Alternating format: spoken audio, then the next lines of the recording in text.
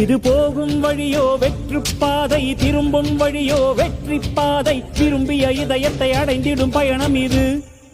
கடல் தாண்டும் பறவைக்கெல்லாம் வழியில் மரங்கள் கிடையாது. ஆனாலும் கண்டம் தாண்டும் சிறகுகள் வலிக்காது. மலையேறும் எறும்பின் கால்கள் வெயிலை மிதித்து உடையாது. மனதோடு காதல் வந்தால் மனிதா தடையேது.